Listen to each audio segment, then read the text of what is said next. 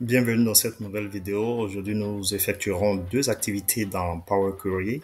Alors, ce sont des activités qui pourront nous faire gagner du temps au quotidien. La première activité consiste à la séparation des données qui se retrouvent dans une colonne et la seconde sera plutôt la fusion, donc la combinaison des données qui se retrouvent dans différentes colonnes. Alors, ce travail peut parfois être difficile dans Excel. Supposons que nous avons cette base de données dans laquelle en colonne A, nous avons le nom et le nom est composé de trois mots, donc Monsieur André Latour. Alors, nous souhaitons effectuer une séparation de cette donnée donc dans différentes colonnes, donc une colonne qui va comprendre le nom et une autre colonne qui va comprendre le prénom. Dans Excel, nous sommes appelés à insérer une colonne vide, donc un clic droit, insérer et puis entrer une formule qui va nous effectuer cette séparation. Dans Power Query, cela est très facile. Nous verrons tout de suite en quelques clics comment est-ce que cela peut se faire assez facilement.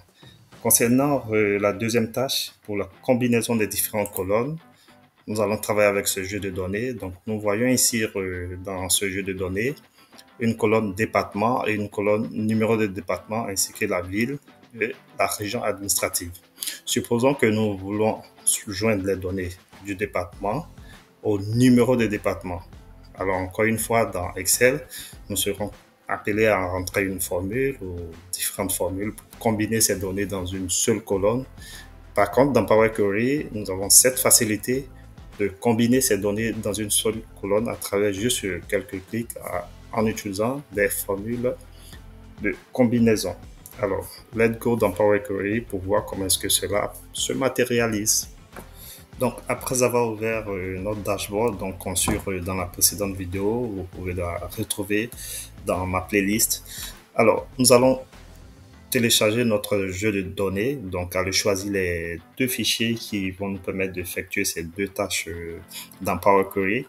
Pour ce faire, il suffit juste d'aller sélectionner le jeu de données. Donc, ici, nous avons un jeu de données de type Excel. Donc, on clique sur le classeur.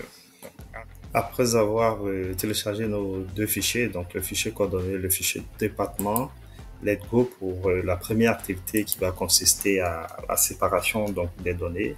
Donc, pour ce faire, nous avons deux manières de le faire dans Power Query.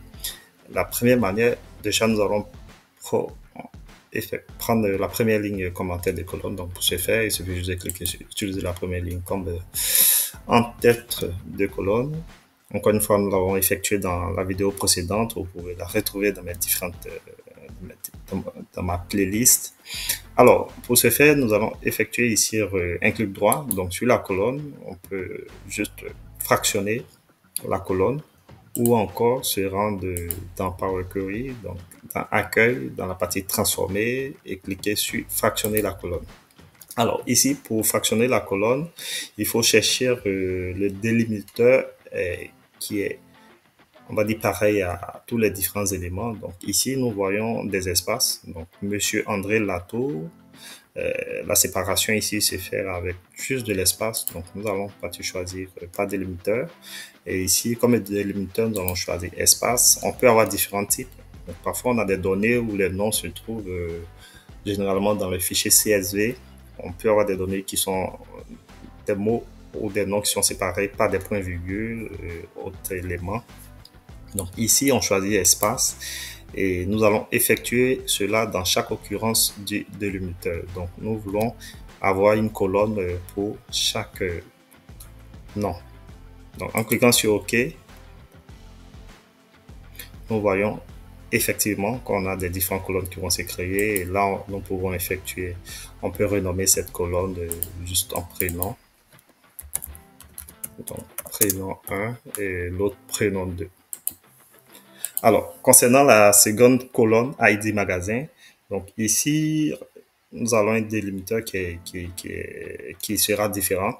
Donc, nous voyons ici en termes de magasins, si je prends exemple concernant la deuxième ligne, la honte 2, nous voulons séparer le nom du chiffre. Pour ce faire, on fait pareil, donc on sélectionne la colonne, on va donc fractionner la colonne, mais cette fois-ci, nous allons effectuer un fractionnement selon les transitions. Donc, on a une transition qui diffère. Donc là, on a le nom, donc on a des chiffres et nous avons une transition nous avons des lettres, pardon, plutôt, et nous avons une transition vers les chiffres. Donc, nous allons effectuer ici selon la transition de non-chiffre à chiffre.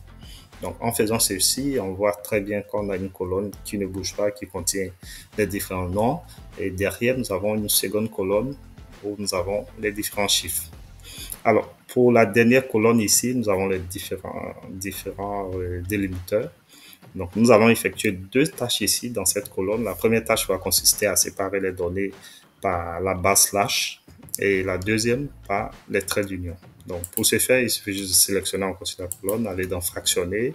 Et cette fois-ci, nous allons choisir un autre délimiteur que nous allons personnaliser. Donc, voilà, la barre des slash. Donc là, nous avons nos deux activités. Pour revenir là-dessus, hein, encore une fois, dans la vidéo précédente, nous avons expliqué cette fenêtre étape appliquée. Donc, toutes les étapes qui sont appliquées dans Power Query sont affichées ici. Rien ne se supprime. Encore une fois, nos données de base vont rester intactes. Et cela se fait facilement. Donc, nous voyons ici revêtement, pull, chaussures, basket qui ont été séparés. Pareil pour la dernière ligne. Voilà. Et la dernière va consister à séparer les vêtements des pulls, donc avec le délimiteur trait. Donc, pareil, on va cliquer sur délimiteur. Il est déjà choisi par défaut et on fait OK. Donc, voici un peu comment effectuer la différentes séparations des données qui se retrouvent dans une même colonne. Et la seconde tâche va consister à la combinaison donc, des colonnes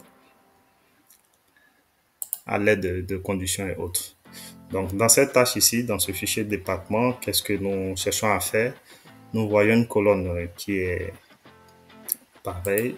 On va utiliser la première ligne pour les entêtes. Voilà. Donc, nous avons une première colonne qui se nomme ville, une seconde qui se nomme département, une autre qui se nomme numéro et la dernière région administrative. Alors, pour ce faire,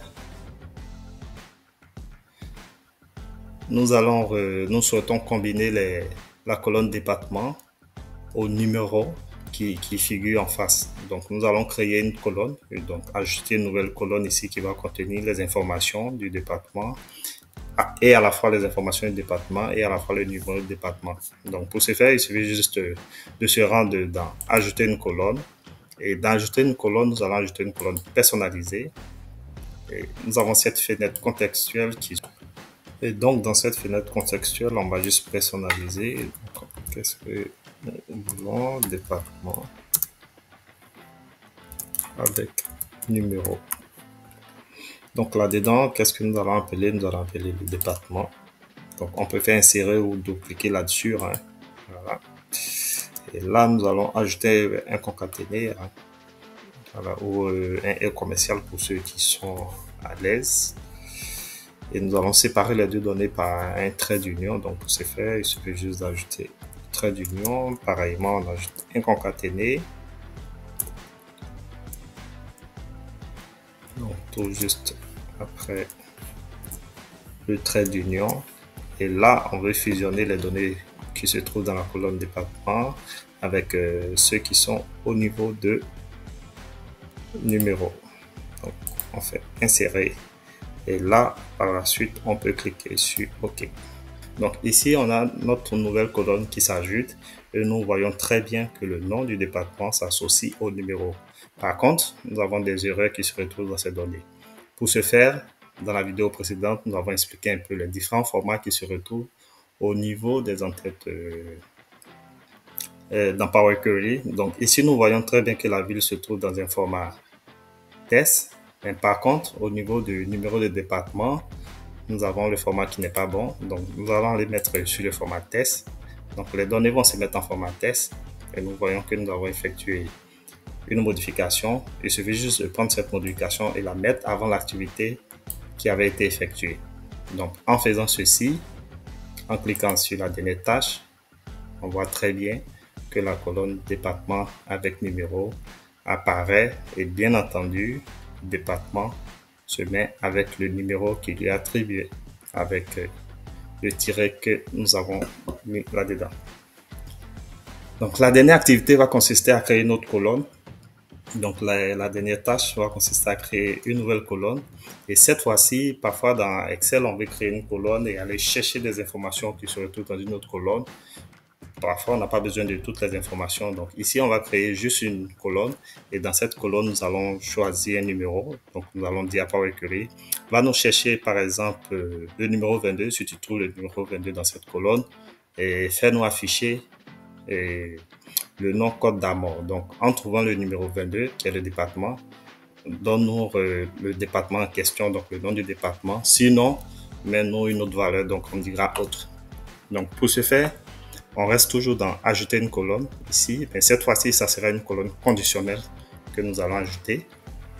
Donc, en lieu et place d'utiliser les formules complexes dans Excel comme les recherches V, recherches H, ici dans Power Query, on peut facilement créer notre nouvelle colonne. Donc, on va l'appeler département 22. Donc, on va chercher l'information 22. Alors, pour ce faire, il suffit juste de sélectionner la colonne qu'il faut. Hein. Donc, va chercher, on dit à Power Query d'aller chercher les informations dans la colonne appelée département avec un numéro. Quel est l'opérateur qui sera sélectionné ici? C'est la contenance. Donc, va nous chercher l'information qui contient la valeur 22. Et à la sortie, donne-nous le nom du département. Donc, ça sera Côte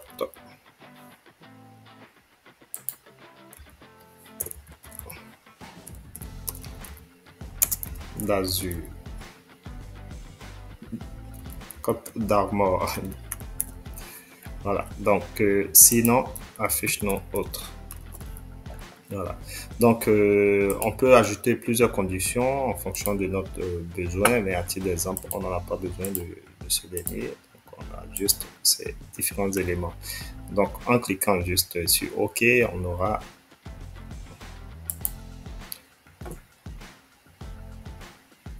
et on constate notre colonne qui a été créée et on voit très bien.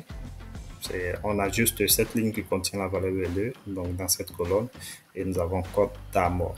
Donc, voici un peu comment dans Power Query, on peut effectuer des tâches qui peuvent nous faire gagner du temps, je dis bien du temps, que ce soit dans des données qui sont extraites de différents types de bases de données. Donc, n'hésitez pas à mettre un commentaire, à liker, à vous abonner et aussi à partager. Et restez connectés pour la suite parce que la finalité, nous allons créer un très beau dashboard, un très beau reporting et puis en fonction de vos données, vous pouvez vous en inspirer et créer de très beaux tableaux de bord. Merci et puis à très bientôt.